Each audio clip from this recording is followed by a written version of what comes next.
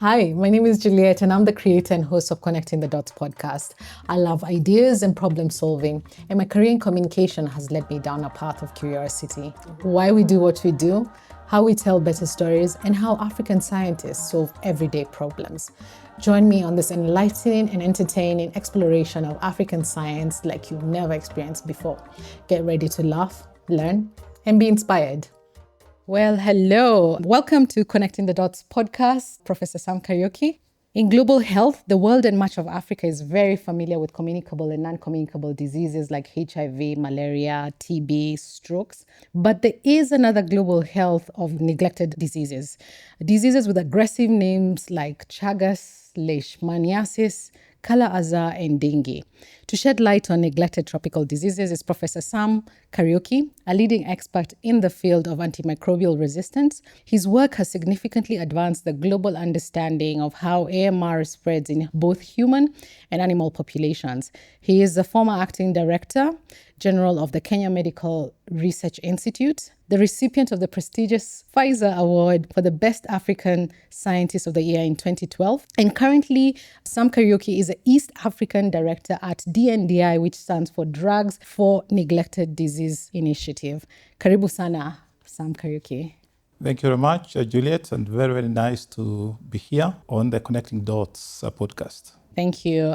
Usually this podcast likes to really interrogate our guests and our hosts, our African scientists, and their career pathway from personal to professional. So perhaps plot the points for us from your first degree in veterinary medicine and how you transitioned to your research focus in AMR. Allow me, Juliet, just to mention that actually my first choice for the university was not to do veterinary medicine. Initially, growing up in the rural areas, of course, I could see the struggles with the rural community trying to really access treatment and so forth. And I could see also vets treating animals because we grew up that way. I grew a passion in terms of wanting to know why do certain people always spend so much time in the hospital and they never get treated. Some of them were dying. Yeah. I was getting very concerned about that. But what put me off at A level is when I was trying to fill in those questionnaires about the university courses. I remembered at once that doctors have to wake up very, very late in the night and those odd hours. Yeah. And I was not prepared to sacrifice my sleep. Yeah. I loved sleep. Yeah. But I love working during the normal working hours, and I absorb as much as possible. I learn when people are being taught at that time with the lecturer, and I absorb everything. And then as quickly as possible, ensure that I have understood the basics, not cramming. So when somebody told me that going to medicine, you really have to work extra hard and so forth, I said, no, that's not my field. So as an alternative, I wanted to do pharmacy, but then that was too narrow for me. Yeah. No, it's just dispensing medicines? No. Let me try veterinary medicine, which then ended up actually being very challenging because it was at 8 a.m. to 5 p.m. job every day at the university to the last day, sometimes even weekends. Yeah. Because we do retry what we call comparative medicine. You're comparing several species, including the human one. Yeah. In both in physiology, in biochemistry, in anatomy, and in pharmacology and everything else. So fast forward, when I graduated veterinary medicine, I actually didn't go to practice even a single day. Why? Because at the end of the course, 5 of my university departments called me for postgraduate studies with scholarships. Wow. I was top of the class. And I was spoiled for choice. But I took up pharmacology and toxicology because I thought that's a field that would answer to my dreams of understanding why patients don't recover from diseases. Mm-hmm. It would also tie in with my passion of wanting to know the field of veterinary medicine and how our animals could be better cared for to support us. Right. Because to me, animals were part and parcel of our lifestyle, and Their we needed to health take is care of them. human health, yeah. Exactly. So I thought that would answer to it. And I got a scholarship, went to Norway, Oslo, very cold place. Yeah. I got very good support there, despite the cold. And I did my master's and completed it in a record 18 months. And I went back to ask my key supervisor at the University of Nairobi, I'm finished with this course. What else can I do? Then Dr. Senera, who was a good friend of mine, told me, okay, we have one friend of ours who is working in Cambridge. He used to teach here at the university. Mm-hmm. Please go and see him and see what you can do together. So I went to Cambridge and I had these very beautiful pictures of gels that I had made to look at antibiotic-resistant genes for tetracycline in Salmonella typhimurium strains that we isolated from humans at Kenyatta Hospital and livestock in Kabete. Wow. And I was comparing the two, and that technology was nowhere in Africa. So my colleague, Dr. Wayaki, got so impressed. He went straight to see the director of Cambridge. Yeah. He said, we must hire this guy. Yeah. He's such a fantastic guy with a lot of new technology. We must bring him on board. Wow. And salmonella is usually the one that causes food poisoning, Exactly, correct? Yeah, exactly. yeah. Salmonella is a bacteria bug that causes food poisoning through contaminated food like eggs, beef, and so forth, or even handling animals, because animals are the carriers. They may not get sick, Yeah. but they carry this salmonella. And if you interact with them or touching them and so forth, or they contaminate food or water, then you get the disease. Yeah. So I was able to do that. And going forward then, I got invited for interview 2 weeks later. And as they say, the rest is history. Yeah, Yes. right. I mean, before we get into the technical stuff, the minute you started talking about the salmonella and the little gels that you use for science, I wonder, what are the common myths that you would like to bust about AMR and antibiotics, and specifically antibiotics? We know it's such a big problem currently. Let me start with one of the top ones off my mind, and that is 2 years ago, during the Antibiotic Awareness Week in November, around mid-November, one of the journalists, a major broadcasting house, asked me a question. We've been shown over the years patients who have recovered or who are victims of TB or victims of malaria or victims of HIV. Can you show me a survivor of AMR? Yeah. To me, I never thought about that. Yeah. Obviously, AMR is not a disease. AMR is a situation where a medicine, or an antibiotic as we call it, does not work to treat an infection for which it was made to work. Yeah. In other words, a patient goes to hospital, they are diagnosed with TB or with malaria or with salmonella disease, as we said, but the medicine they are given does not work. Why? Because the bacteria or the bug has become resistant to that medicine or antibiotic. Yeah. So that's one of the myths, that we cannot have a survival of AMR because AMR is not a disease. Yeah. It's a condition under which antibiotics no longer work for the conditions for which they were Intended for, yeah. Secondly, another myth is that we can continuously change medicines until we get the one that works. Yeah. It's a huge myth because, as we know it, it's not practical. We are the tail end of a pipeline of antibiotic production, which is now almost dry because it's such a huge effort to produce one single product or one single antibiotic. Actually, the cost can run into literally millions or billions of dollars to get one product working. It takes a long time. Yeah. But of course, now, courtesy of new technologies in artificial intelligence and so forth, machine learning, and now the process is much shorter. Yeah. But nevertheless, there are not many pharmaceutical companies that have been willing to invest in new products. Why? Because it takes such a long time. It's such an investment-intensive process. Nobody wants to go into that. They would rather go into products that treat non-communicable diseases like diabetes, stroke, and hypertension. Yes. The returns are very, very fast. Yeah. Yeah. That's interesting. And what could you tell us about the trends you've observed recently when it comes to AMR, whether it's here in Kenya or in Africa or just globally? The trends have been very disappointing. Oh, wow. Okay. And I'm one person who has been researching the area of antimicrobial resistance for the last 25 years. And I can tell you for sure the trends, especially for commonly available antibiotics, has been very, very bad. When I say very, very bad, it means bad. Because we've seen a trend where nearly 75% of the pathogens that we find, say, for example, in food poisoning, staphylococcus, in those that cause cutaneous infections. Yep, cutaneous. Exactly. Pneumonias, Yep. Streptococcus pneumoniae that causes pneumonias in children. Haemophilus infections. Klebsiella that is responsible for a lot of infections in HDUs and ICUs. In the hospitals, In the hospital. right? Yeah. Acinetobacter bacteria that's also responsible for those kind of infections. Sometimes 70-80% of them resistant to some of the most commonly available antibiotics. Sometimes even resistant to drugs of last resort, meaning that beyond that, the patient is on their own. Yeah. It's them and their God, literally. And for us, especially in low and middle income countries like Kenya, a developing country here, we don't even produce our own pharmaceuticals, we actually import them, it's even much more difficult for us to be able to navigate around antimicrobial resistance because we don't have other options. Yeah. And sometimes, if an option works, it's probably 10 times more costlier than the antibiotics that were commonly available. So that puts us in a very, very dicey situation where we either manage what we have prudently or we face a catastrophe. And, I don't want us, just on the point of facing a catastrophe, I don't want us to be doomsayers, but I wonder do you feel the world is in crisis when it comes to AMR, especially given your comment saying that, we are not in a better place when it comes to the trends with AMR or with the antibiotics? Do you feel that we are in a crisis at the moment?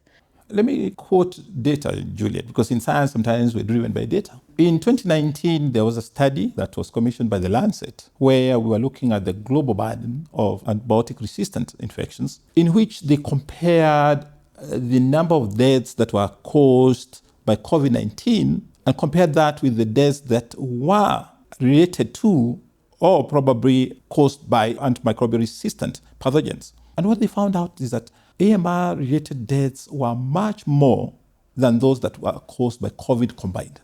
Wow. Yet, if you recall, in terms of even prominence, COVID-19 was much more prominent than indeed prominence for AMR or antibiotic resistance.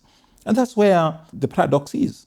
And that's why, as scientists, we call antimicrobial resistance as a silent killer. Yes. Because it doesn't have a face. And people can see COVID and they can see COVID patients, they can see pneumonia patients, but they can't see AMR in the whole picture. We call it a silent pandemic. Yeah. Equal to a silent killer. Kills without announcing too much, but it still kills more than anything else. So in my opinion, I think the world, I would say, has changed tone over the last 5-10 years now, with more prominence given to antimicrobial resistance. I can tell you that. And this followed, of course, the UN General Assembly meetings that first happened in 2015, and the voices have been growing over time. And this last UNGA meeting that happened in New York, in September, barely 3 weeks ago, gave a lot of prominence to the problem of antibiotic resistance. But that didn't come without a price.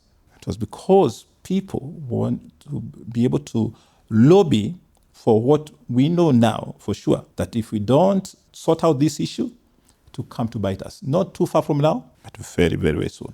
So I wonder, what would you say is the importance of innovation to develop new antibiotics and access in terms of the fight to AMR pathogens? That's a very, very important question, Juliet, I can tell you. Because if you recall, following the recognition of antibiotic resistance as a major public health threat globally, WHO and partners came up with a 5-point national action plan, or what we call at that time global action plan, that was to be translated to national action plan for each of the member states to implement. And among the key objectives in the 5-point plan was R&D, research and development, for new products that would then address the problem of antibiotic resistance. And key among them is investment in new therapeutics. Yeah. Without that, we could face also a narrower pipeline because we're not producing newer compounds, even as those that are old become ineffective. Yeah. But it's not just producing new antibiotics, but other products as well. Monoclonal antibodies that could also be targeted for use for drug-resistant infections. And would you expound just a little bit on, when you say monoclonal antibodies, what are those? Right. These are antibodies that are produced very, very specific to each of the pathogens that we know, but they are also used for non-communicable diseases. What happens is that we have molecular entities from within the pathogen that are directed against the immune system to produce specific antibodies that are then going to neutralize this pathogen. Yeah. Right? So that's a branch of medicine now that's also being applied to try and tackle the problem of antibiotic resistance. Another one is the use of bacteriophages. We call it phage therapy. Therapy, yeah. Right? Yeah. And scientists are able to produce very, very specific viruses that evade everything else in the body. They don't attack any other system in the body, but have, of course, important signals that bind to the pathogen of choice and then eat that pathogen, literally eating it. Yeah. Right? It may look scary, but it's a field that is actually being used now for certain diseases that no longer have treatments. So we are using that as an alternative. And lastly, of course, as I said, we also want to develop new molecules, maybe looking at new forms of macrolides that we haven't looked at before, new sources like the natural products, maybe looking at certain herbal remedies that have antibiotic properties. Yeah. So in all these, we need more resources for research and development. We need to ensure that drug discovery becomes part and parcel of the process of tackling antibiotic resistance. And again, my disclaimer here is that we're not being doomsayers, but just emphasizing that we are a world in crisis. If you were to look back pre-antibiotic, first of all, what did that world look like? And do you envision that even with the advances we've managed to make with AI, is it possible that we might end up in a situation where we don't have antibiotics that are working, especially with AMR resistance and things like that? Yes, you've mentioned two periods, the pre-antibiotic period, when probably humans lived without antibiotics. And was it so bad? Yes, and probably. I always say that these communities probably had some herbal remedies. They went into, because most of them were hunter-gatherers, Yes. They went into the forest and ate certain herbs that had medicinal values. We found our grandfathers doing that. Mm-hmm. What makes us think that the ones before them were not smarter? So they could have used antibiotics, but in a different way. The same way you find wild animals. Nobody treats them. Yeah. But rarely do they die of disease unless there's an epidemic. Really good point, yeah. Yes. It means they go in the forest and they eat certain herbs that treat them for antihelmintics, they treat them for bacterial infections, they treat them and prevent a lot of hazards. Yeah. And I'm sure that's the way the world was created, to live harmoniously with each other. A unified ecosystem. The ecosystem. Yeah. And until industrialization came and we had to adapt to it. Right. But fast forward, there's another word we want to introduce, post-antibiotic era, where now you've gone beyond, nothing works. We've developed everything, but nothing works. It's a post-antibiotic era, where now we have to start thinking about a doomsday kind of scenario and be aware that it can actually come if you're not careful. Yeah. Two things here. One, climate and infectious diseases is a major, major paradigm here that brings us to think about how climate change now is affecting the dynamics of disease transmission, how disease is transmitted literally from the environment to humans and the animal contacts. Mm-hmm. And that brings in a new perspective of increasing burden of disease or diseases that we didn't know about before. If today you went out into some rural areas in the Amazon and other places globally, we have a lot of deforestation. Why? Because the human population is increasing, people want to occupy more space. We clear the land, but we don't clear whatever else was there that could be pathogens that were contained in that ecosystem, but which could not reach humans because they were just in the ecosystem. Yeah. We interfere with that. We start getting Zika, we start getting Ebola, we start getting the Mpox and everything. That's how new diseases affect humans from these disturbed environments. That's my worry. And with that also will come the worry of antibiotic resistance, simply because these pathogens that we didn't know about have been now disturbed and they're moving now closer to humans. You've broached into climate change, and I want to turn us a little bit from AMR to now look at NTDs, neglected tropical diseases, because that seems to be an area of work that you are focusing, even as being part of DNDI.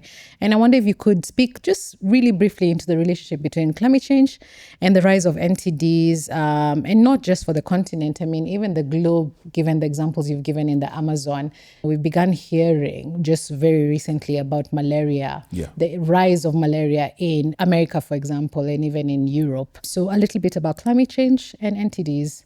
Absolutely. When we talk about climate change, sometimes people have this misnomer thinking that climate change is just about rising temperatures. It could also be that in certain areas, it's colder than normal simply because there's a shift in terms of the protection of the environment at that time that would maintain certain weather patterns. But that has been cleared, so probably they're getting more snow than normal. Yeah. And we have seen this in the north. Certain places getting very abnormal levels of snow. Other extremes getting no snow when they expect it.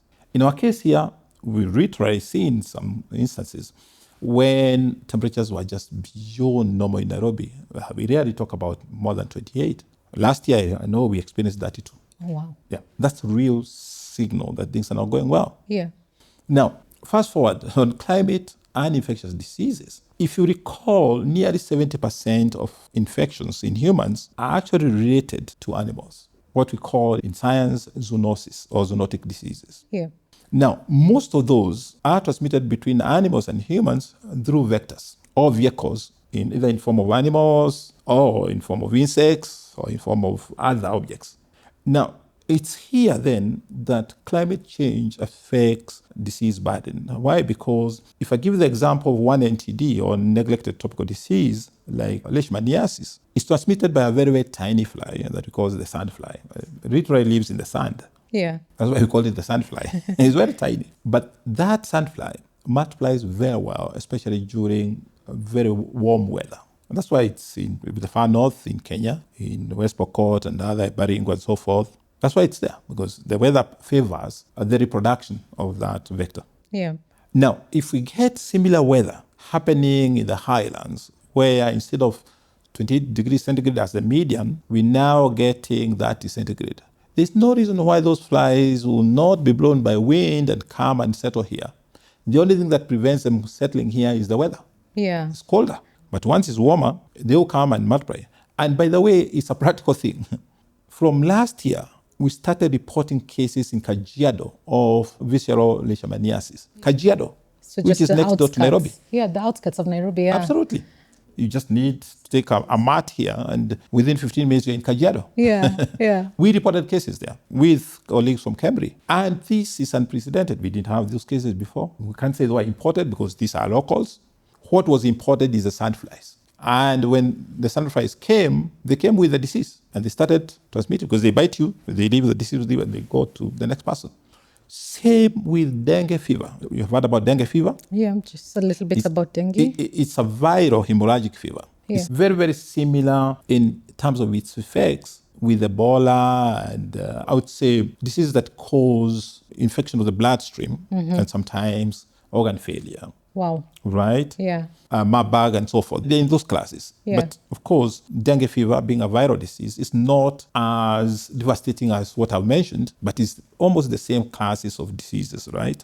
Now, it's transmitted by a mosquito that we call Aedes aegypti. It's a mosquito that spreads also Rift Valley fever, right? Yeah. Previously, if you asked me 5 years ago, 7 years ago, that's a disease of Southeast Asia where we have very warm climates and a lot of humidity. Yeah.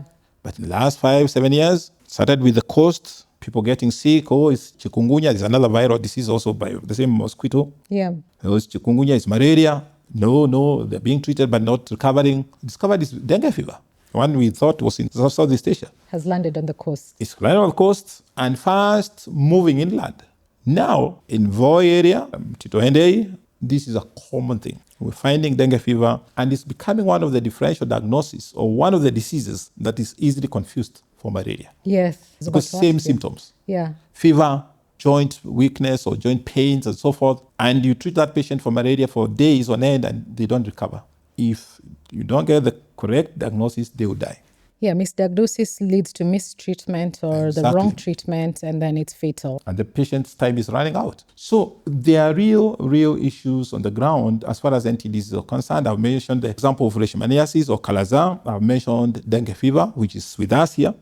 It's a climate-sensitive disease. The warmer it becomes, the more it will go upwards into the highlands.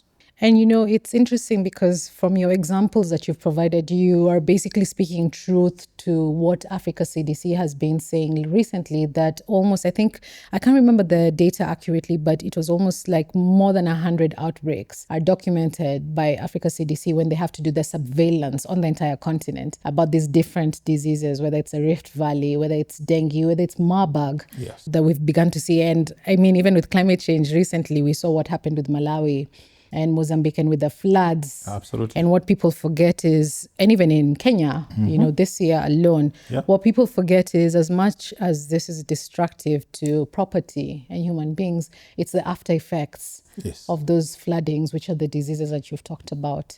Absolutely. And let me add quickly on that the other devastating effect is population movements. You have flooding, populations have to move. Yeah. When they move, they don't move alone. They move with their diseases.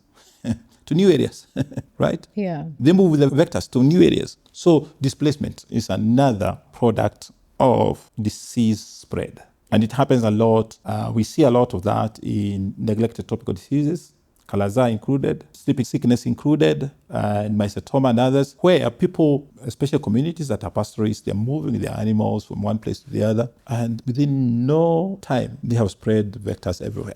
We don't have a lot of time, but one of the questions I would love to ask you on the migration patterns as a result of climate change, but also just if you think about the current conflicts happening globally, and I wonder if you can say anything quickly, or have you seen anything in your work like DI about displacements due to conflict? You know, even sometimes people moving for work, the migration of, we're seeing a lot of, once COVID allowed us to open our borders, suddenly we went back to business as usual. And I think this situation could be an issue. Juliet, we don't need to go far if you think about it. Yeah. We have our own refugee camps in this country hosting families or populations from neighboring countries. And every time there is, say, for example, an outbreak of cholera, it's always most likely originate from those camps. It's because displaced populations, one, is that they're immunosuppressed. Yeah. A lot of stress. But secondly, their living conditions are not optimal. And thirdly, that obviously they are more vulnerable because they are all from different regions and different geographies. And they bring with them whatever was there in their original homes, and they bring it here. And it's just a matter of time they're incubating it. And within no time, it will be an epidemic. I can see how that can become an issue, especially if you think about water and sanitation. Absolutely. That's a big issue. So lastly, as we begin to wrap up, having been in this work for as long as you've been, what excites you about the field you're in and also beyond? Juliet, one of the exciting things in my career as a research scientist in global health, and especially looking at One Health approaches in sorting out difficult research questions for public health, is the fact that technology has come to help us in a big way. Yeah. It started off with being able to introduce molecular approaches, looking at the molecule, looking at the genome to answer key questions on disease so that we understand what really is behind malaria, say, for example. What exactly causes malaria? What exactly causes that bloodstream infection caused by salmonella? And by doing that, we've been able to quickly utilize that technology to develop vaccines. And you remember the issue of COVID-19. It's technology that enabled us to produce vaccines within a record time. Right. And now we are applying those technologies for other infectious diseases, that within a short time, we can utilize those technologies to produce a vaccine for E. coli, for salmonella, for TB. We even have new TB vaccines. Yeah. So that excites me. Yeah. Because we are able to shorten time from when we were probably going to give ourselves 5 years to produce a vaccine, or even 10 years, to a record maybe 6 months or 1 year. And we put it into clinical trials. And I mean, attached to this question is, if you look around the world today, what are the things that really inspire you? And what are the things that scare you? I know we've talked about technology, and there are people who are really concerned about AI and the fact that maybe we're moving too fast without regulation. We had a host here, the director at IBM, and she was talking about the need to regulate AI. So for you, what are the things that excites, just attached to the same question, and then the things that scare you? I agree. I agree with that perspective that technology without being able to regulate its use properly can be abused. And this has been on for a long time, even since the Helsinki Declaration for Ethics, where we could literally then be able to monitor clinical trials for abuse. It's the same thing even now. We must be able to track technologies that are helping us to answer our public health questions so that those technologies are not abused, because it's very, very easy. I think, to me, the boundary is very thin between the good and the bad that can come out of technology. It's a very thin line, and we need to be trained very carefully. But secondly, if you talk about what worries me, I think number one on the list is climate change and how we have done so little, especially for developed countries, to address that issue. Because once we lose it, we cannot reverse it. We can reverse antibiotic resistance because we can create new treatments, as we said, and we can also create vaccines to prevent infection. Mm-hmm. But how can we reverse climate change once we go beyond a certain level? It's very difficult. And yet, that is our livelihood. That's human life. Once we lose it, we lose it. That scares me. Yeah. What happens with the Arctic Circle once we lose all that ice and oceans start rising? And then we have nowhere to run except the mountains. How many people will fit there? Not many. That's the doomsday scenario I create in my head, but it's real. Okay. Yeah. So in your opinion, what would you champion or advocate for regular people to do in the fight against AMR and also just in the use of antibiotics? We've seen them, how they've been abused. So what would you ask people to do differently? When I'm asked that question, I always say that each one of us has a role to play. For long as you're breathing and you're a human being, you have a role to play to preserve the effectiveness of antibiotics for yourself and for posterity. Because what we forget is that if an antibiotic is not working, it could be me, it could be my family, it could be my relatives. It's not an abstract thing. Yeah. So first, we need to continue creating that awareness. If you're aware that once I have a prescription, I need to take the right medicine and complete the dose, do it. Because once you play that critical role, you contribute to preserving the power of that antibiotic. If I am a guardian and I have a child who is sick and I have been used to going to see a chemist to buy antibiotic that worked 3 years ago because I have the package and this one worked for my child when she had pneumonia, now I have the second bone and the third bone, can you give me exactly this? And I buy. That's the wrong way to go about it because we are contributing to antibiotic resistance because until you are seen by a doctor and they know what they're treating you for, you can never ever buy antibiotic and think that you're going to treat a disease which looks similar to another because diseases present in similar ways. Yeah. So very, very important that let's stop purchase of antibiotics over the counter because that kills the power of antibiotics. Lastly, let's be sure that even as we educate our citizens on the power to preserve antibiotics, that we also, as clinicians and as pharmacists and as those that care for antibiotics, are also being professional. That we're not just setting up shop to sell antibiotics or sell products to make money. We need to look at those products as life-saving products that we must preserve its power for the next generation. That's a really good message. I wouldn't have put it any better myself. And lastly, when it comes to 2 or 3 African scientists who you look up to or who inspire you, who are they, where are they, and what are they doing? Probably there could be more than 2 or 3 or 4, probably 10 at least. And I wish we had 1 hour for this. To discuss each of them and their merits. Yeah. But let me start with one lady, a friend of mine, who has been driven by passion in research. Dr. Iruka Okeke from Ibadan University. Nigeria, yeah. She was introduced to me by a colleague, a friend, early into her postdoc career. And then I met her at the Wellcome Sanger Pathogen Institute, where they do genomics. She was also doing part of her postdoc as I was. And I just loved her passion. And she could have worked in Europe, she could have worked in the US as a citizen, but she chose to come and work in Nigeria, what I thought was a very difficult place, and drive change. Now she's really, really driven change in terms of how we look at antimicrobial resistance and how we respond to that as a pandemic in Nigeria. And she's brought tools that are able to detect this problem over time and be able to react very quickly. To me, revolutionary. And it's passion.